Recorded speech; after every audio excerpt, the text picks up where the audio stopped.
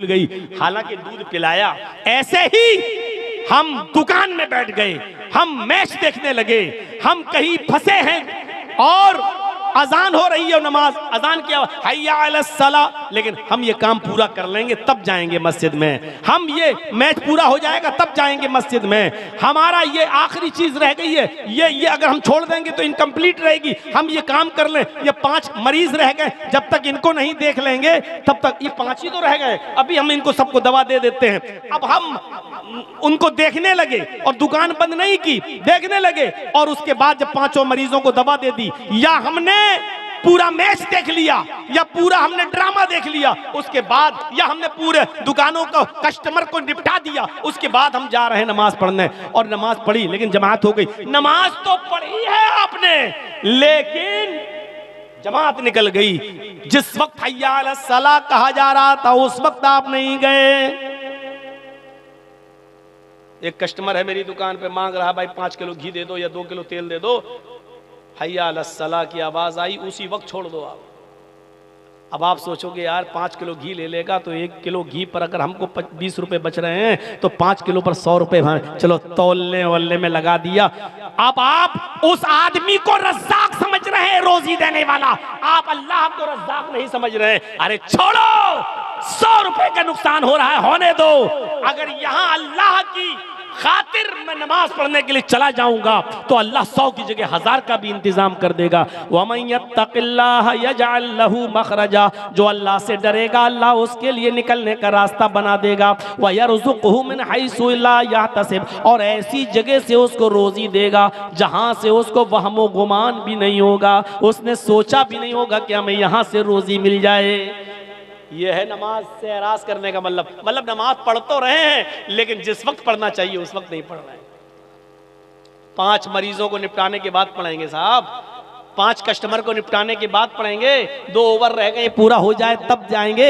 ये खेल हम खेल रहे हैं, पबजी खेल रहे हैं, फला खेल रहे हैं, जब तक ये पूरा नहीं हो जाएगा तब तक नहीं। अब आप नमाज से एराज कर रहे हैं, अल्लाह ने एराज करने वालों से कहा, छोड़ने वालों से नहीं। छोड़ने वालों का अंजाम क्या होगा वो तो अल्लाह ही बेहतर जाने, हम बता ही नहीं सकते कि नमाज छोड़ने वालों की सजा क्या होगी जहन्नम के अंदर। हम एराज करने वाले उनके बारे में बतला रहे हैं जो पढ़ते हैं लेकिन टाइम पे टाइम टाल मटोल कर, हैं उनके बारे में बता रहे हैं। वमन अरज़ अन ज़िक्री फ़इन्न लहू मईशतन ज़नका, जो मेरे जिक्र से नमाज से एराज करेगा हम उसकी रोजी को तंग कर देंगे। ये 5 वक्त की नमाज पढ़ने वालों का हाल है, जो नमाज तो पढ़ते हैं लेकिन टाइम बे टाइम, उनकी रोजी को हम तंग कर देंगे। तो बेनमाजियों की रोजी का क्या हाल होगा?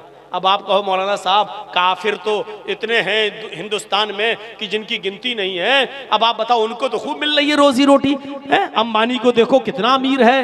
मेरे भाइयों, अल्लाह ने, अल्लाह के नबी ने इनके बारे में तो कह ही दिया है, अब दुनिया सिजनुल मोमिन, अरे दुनिया मोमिन के लिए जेल खाना है और दुनिया काफिरों के लिए जन्नत, व जन्नतुल काफिर, इन काफिरों के लिए दुनिया में ये सारी की सारी चीजें हैं, क्योंकि आखिरत में अल्लाह ने इनको सबको महरूम कर दिया है, वो आखिरत में तमाम नेमतों से महरूम है। तो काफिरों का हाल देखकर ये अंदाजा मत लगाओ कि ये भी तो नमाज नहीं पढ़ते, इनको तो खूब रोजी मिल रही है। अरे इनको इसलिए मिल रही है क्योंकि इनको आखिरत में कुछ नहीं मिलेगा, इनको जन्नत में इनका कोई हिस्सा नहीं है। तो मेरे भाइयों, इनकी मिसालें मत दिया कीजिए। जो बात भी मैं कह रहा हूं कुरान और हदीस के दायरे में कह रहा हूं, काफिरों की मिसाल मत दीजिए, अपनी मिसाल दीजिए।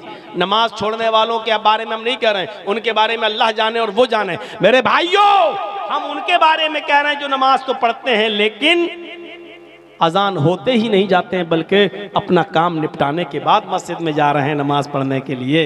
अजान इसलिए थोड़ी है कि अपना काम निपटा लो, अजान का मतलब हय्या अलस सलाह, आओ नमाज की तरफ, हय्या अलस सलाह, आओ अल्लाह की इबादत की तरफ, हय्या अलल फलाह, आओ कामयाबी की तरफ, आओ कामयाबी की तरफ, आओ फलाह बहबूदगी की तरफ। अगर तुम्हें अल्लाह की इबादत करना है तो कामयाबी मिलेगी। कामयाबी और फलाह बहबूदगी अल्लाह की इबादत और नमाज से जुड़ी हुई चीज है। नमाज पढ़ोगे तो कामयाब रहोगे, नमाज छोड़ोगे तो नाकाम रहोगे। इसलिए कोई भी मुल्ला, मौलवी, कठमुल्ला अगर ये कहता कि मेरे पास चले जाओ, हम तुम्हारे घर में खैर बरकत की और तुम्हारे दुकान में खैर बरकत का ताबीज देते हैं, दुआ दे देते हैं, वो झूठा है, वो मक्कार है, वो फरेबी है, वो आपको धोखा दे रहा है।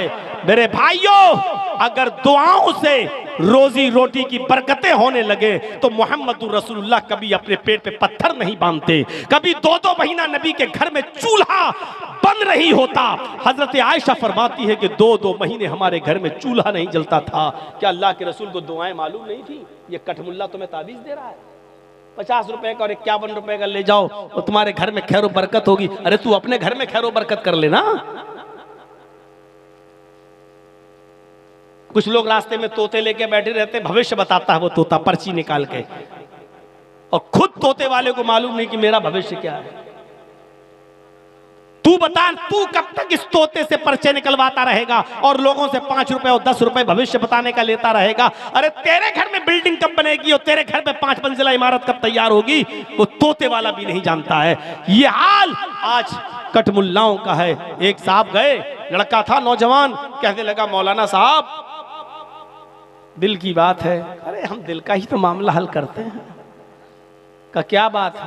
कहाँ एक लड़की से प्यार हो चुका है, लड़की तैयार नहीं होती है, एक तरफा मोहब्बत है, शादी मेरी लड़की भी तैयार है लेकिन लड़की का बाप तैयार नहीं है। अरे क्या बात करते हो, ये ताबीज मैं दे रहा हूं, ले लो, गले में डालकर सीधे लड़की के बाप के सामने आ जाना। लड़की का बाप अपनी बेटी को लेके खुद तेरे घर पे आएगा, लेकिन तुम्हें बेटी का नाम लड़की का और लड़की के बाप का नाम बताना पड़ेगा क्योंकि ताबीज में लिखा जाता है। अब लड़का फंस गया बेचारा। अब बड़ी मुश्किल से बताया कि हाँ उसका नाम है मरियम। ठीक है, उसके बाप का नाम? बाप का नाम मत पूछो तो अच्छा है। नहीं साहब बताओ तो। उसने कहा कि वो आप ही की बेटी है, आप अपना नाम डाल दीजिएगा। कमीने, सुअर, उठाया जूता तो मेरी बेटी से हैं? भाई जब दीन का काम था, जायज काम था, तो ताबीज क्यों नहीं दिए रहे? और जब अपना नाम सुना कि मेरी बेटी से ये प्यार कर रहा तो तू जूता चप्पल उठा रहा है। इसका मतलब जो चीज तू अपने लिए पसंद नहीं कर रहा है, फिर दूसरों की बहन बेटी के लिए कैसे तू ताबीज दे रहा है? कहां की शरीयत है ये? कहां का मामला है? ऐसे पाखंडियों से होशियार रहना। घर की खैरो बरकत चाहते हो तो 5 वक्त की नमाज पढ़ोगे, और नमाज पढ़ोगे तो उसमें अपने आप ये दुआ मांगोगे। जब एक सजदा करके उठोगे ना, सुभान रब्बी अलाला, सुभान रब्बी अलाला, सुभान रब्बी अलाला, अल्लाहु अकबर। अब आप बैठे हो, दूसरा सजदा करोगे, दूसरे सजदे से पहले बैठकर क्या दुआ पढ़नी पड़ती है? 2 मरतबा पढ़िए, रब्बिग़फिरली, रब्बिग़फिरली। बहुत आसान है।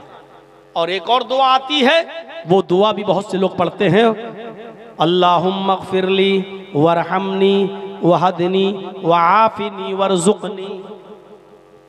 क्या दुआ है? अल्लाहुम्मा ग़फ़िरली, अल्लाह मेरी मग़फ़िरत फरमा, वरहमनी मेरे ऊपर रहम फरमा, वहदनी मुझे हिदायत दे, वहदनी मुझे हिदायत दे, वआफ़िनी और मुझे सेहत व आफ़ियत नवाज, वरज़ुक़नी और मुझे रिज़्क़ हलाल अता फरमा।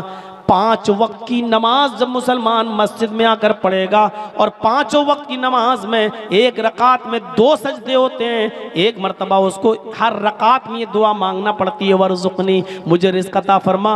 अगर उसने ज़ोहर की 10 रकात पढ़ी तो 10 मरतबा कहा वरज़ुक़नी।